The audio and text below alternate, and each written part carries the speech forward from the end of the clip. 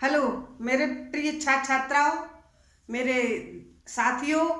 आज मैं डॉक्टर कृष्णा चतुर्वेदी आपके समक्ष प्रस्तुत हुई हूँ। सिर्फ छायावाद के जो चार स्तंभ कहे जाते हैं उनमें आपका जो महादेव वर्मा है, महादेव वर्मा का भी प्रमुख स्थान माना जाता है। तो महादेव वर्मा जो आधुनिक की मीरा कही जाती है, उन्हीं के बारे में थोड़ा सा बताऊंगी। उस थोड़ी सी जानकारी से बहुत ही ज़्यादा अपने परीक्षा उपयोगी में इसकी बहुत सारी जो चीज़ें हैं वो आपको उपयोगी लगेंगी। और मैं उम्मीद करती हूँ, आशा करती हूँ कि ये जो जो मैं आपको बताऊंगी ये परीक्षा में अवश्य आएंगी। क्योंकि चाहे परीक्षा आपकी 9th से देखे हो, चाहे हाई स्कूल है, 9th है, 10th है, 11th है, जो भी परीक्षा है, BA MA NETs, TET CTET super TET TGT PGT इत्यादि जो भी परीक्षा है, जिस जहाँ जहाँ हिंदी का कोर्स आता है, जिस जिस परीक्षा में हिंदी आती है, तो उसमें महादेव वर्मा के अंतर्गत कुछ न कुछ 2-4 प्रश्न अवश्य आते हैं और ये प्रश्न आपकी परीक्षा में बहुत ही उपयोगी माने जाएंगे। तो आज मैं आपको महादेव वर्मा के बारे में थोड़ा सा बताऊंगी। ये तो आप हाई स्कूल 9th से पढ़ते ही चले आए हैं कि जो आपकी महादेव वर्मा का जन्म 1907 में उत्तर प्रदेश के फर्रुखाबाद जिले में हुआ। इनके इनकी माता का नाम हेमरानी देवी और पिता गोविंद प्रसाद वर्मा। शिक्षा इनकी MA संस्कृत से हुई, इलाहाबाद से हुई और शिक्षा MA उत्तीर्ण करके और इनको वहाँ पर विद्यापीठ में प्रिंसिपल की नियुक्ति दी गई। इनका विवाह श्री स्वरूप नारायण वर्मा के साथ हुआ, 1916 में हुआ था।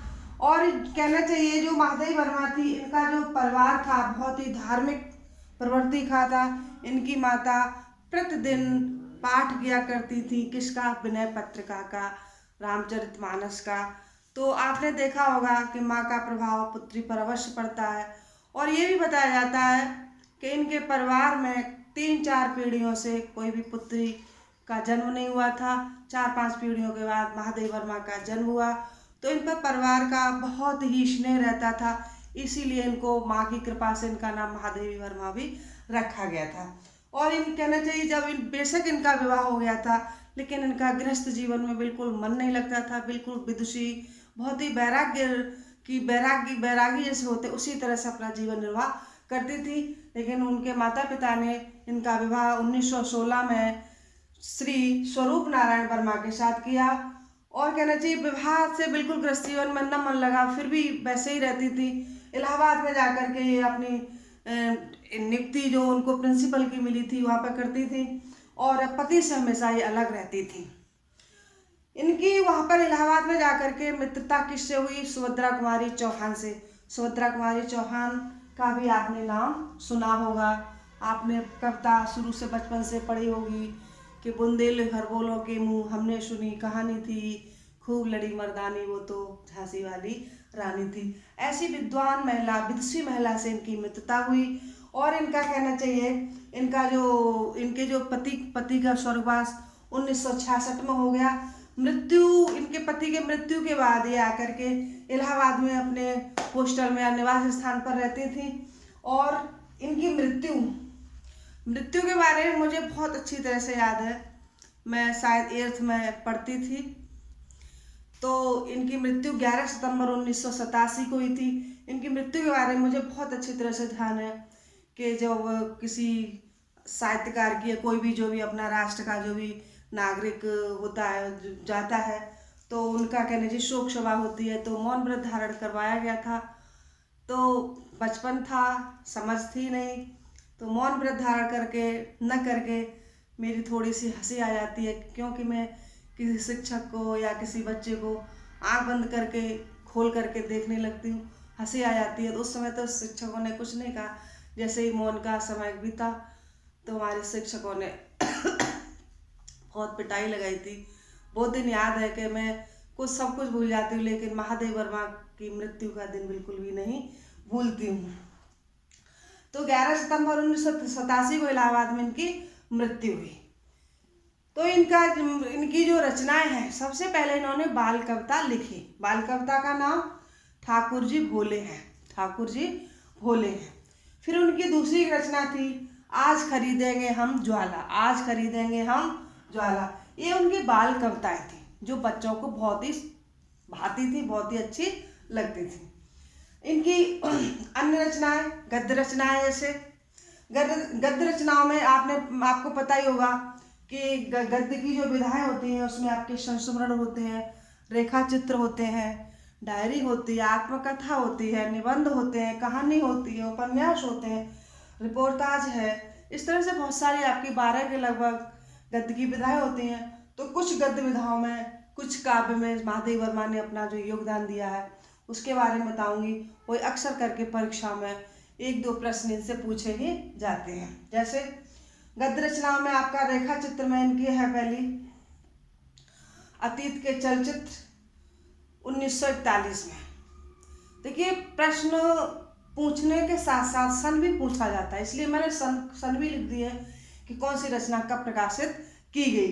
तो आपका अतीत के चलचित्र और दूसरी स्मृति की रेखाएं 1943 में। और गिल्लू को कोई कहानी बताता है, और मुझे अच्छी तरह से याद है कि गिल्लू एक रेखा चित्र ही है। मतलब रेखा चित्र होता क्या है कि कोई भी जब रेखा चित्र पढ़ते हैं तो पढ़ते समय हमारे सामने, आंखों के सामने ऐसा प्रतीत होता है, हमें ऐसा अनुभव होता है कि जैसे हम उसका बिल्कुल साक्षात उसका दर्शन कर रहे हैं, साक्षात उसको हम देख रहे हैं। जैसे हमें इसका अच्छी तरह से याद है गिल्लू कक्षा 9th में हमने पढ़ा होगा। तो गिल्लू में क्या था कि शुरुआत होती है सोनजुई के वृक्ष के नीचे, जो कहना चाहिए कनागतों में जो कौए इत्यादि गिल्लू को घायल कर देते हैं। किस तरह से महादेवी वर्मा उसको ले जाकर मरहम पट्टी इत्यादि करते हैं, और गिल्लू किस तरह से महादेवी वर्मा से प्रेम करने लगता है, उनके बादाम काजू इत्यादि खाता है, महादेवी वर्मा की गोद में आकर के बैठ जाता है। तो इस तरह से कोई भी हम जब रेखा चित्र पढ़ते हैं तो बिल्कुल सारी रेखाओं के द्वारा हमारे आंखों के सामने चित्र प्रस्तुत हो जाता है, इसलिए इनको कहा गया है रेखा चित्र। तो इनके 3 आपके रेखा चित्र हैं, एक अतीत के चलचित्र, स्मृति की रेखाएं और गिल्लू। उसके बाद आता है संस्मरण। संस्मरण के बारे में आपको पता होगा।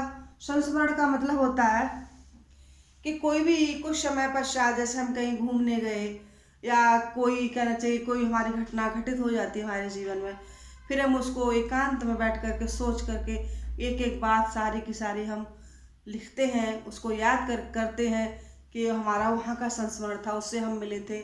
इस तरह से संस्मरण है। तो संस्मरण में सबसे पहले पथ के साथी।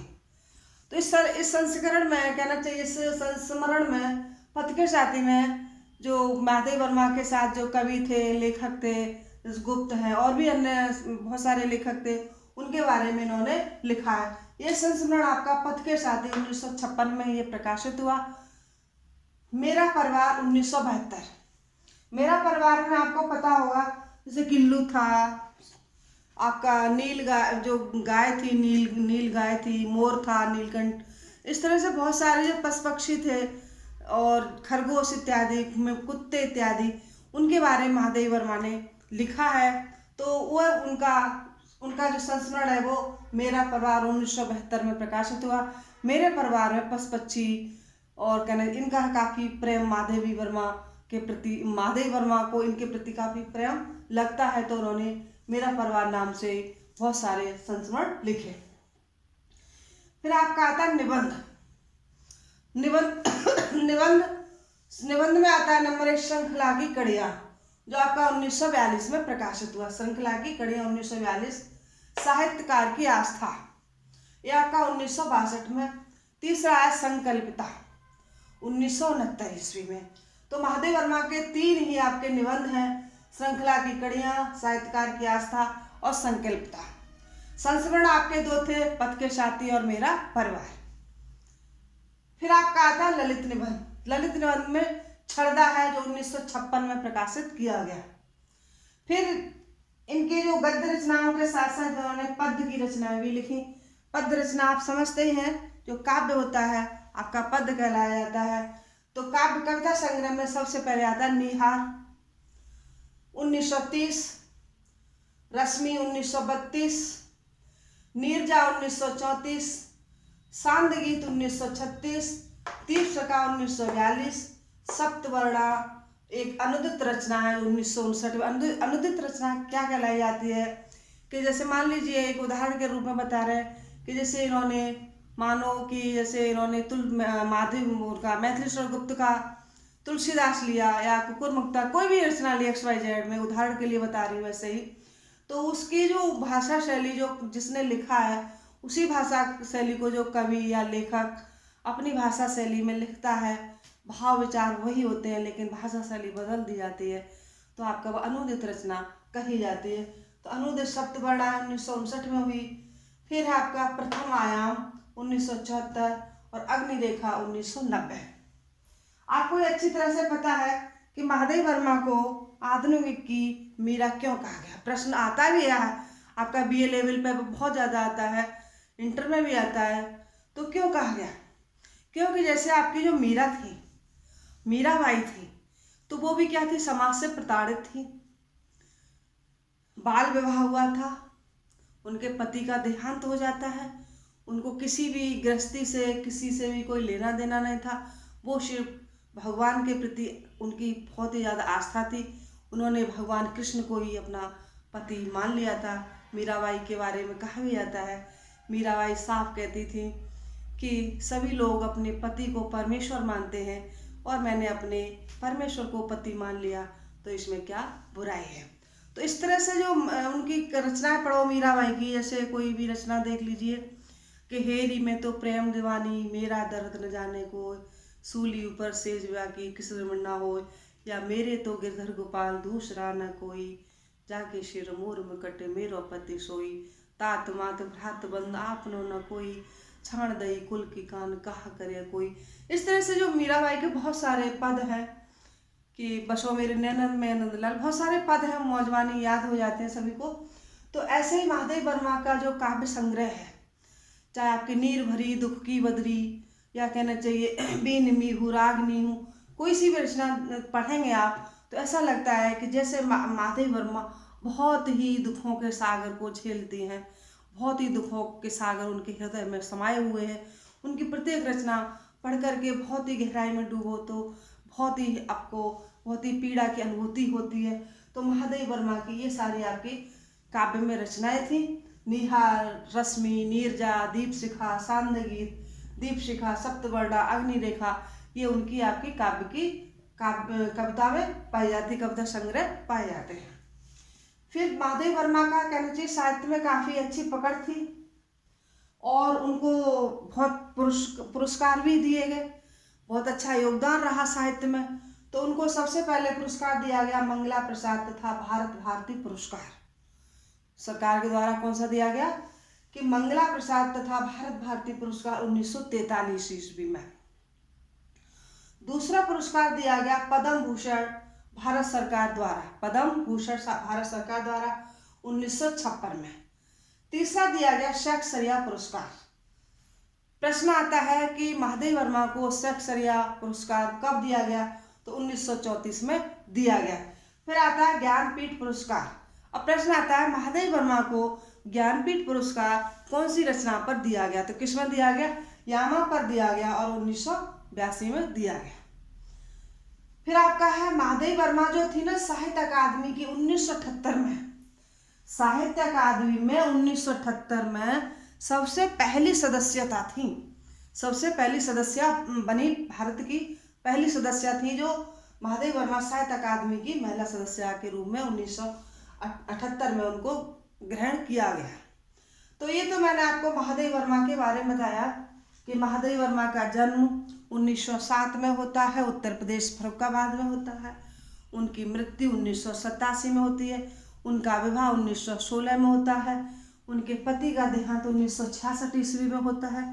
उनकी जो पहली कहने बाल गीत की रचनाएं थी कि ठाकुर जी भोले हैं या आज खरीदेंगे हम ज्वाला, ये उनकी बाल गीत कविताएं हैं। फिर आपका रेखा चित्र है, अतीत के चलचित्र, स्मृति की रेखाएं, गिल्लू, संस्मरण में पथ के साथी, मेरा परिवार, निबंध में श्रृंखला की कड़ियाँ, साहित्यकार की आस्था और आपका संकल्पिता। फिर आपका कविता संग्रह में आता है नीर, निहार, रश्मि, नीरजा, दीपशिखा, सांदगीत और के सप्तवर्णा और आपका कहना प्रथम आयाम, ये उनकी काव्य संग्रह पाए जाते हैं। तो मैं ये उम्मीद करती हूँ कि आपको ये कहना चाहिए हमारा वीडियो महादेव वर्मा के बारे में जो संक्षिप्त थोड़ी सी जो हमने जानकारी दी है वो आपको अवश्य पसंद आई होगी। अगर पसंद आई है तो कमेंट करें, जिससे मैं और महादेव वर्मा या अन्य जो भी आपके जो चार स्तंभ निराला जी हैं, जनशंकर प्रसाद हैं, पंत हैं, उनके बारे में आपको आगे बताऊंगी। आज के लिए इतना ही। जय हिंद, जय भारत।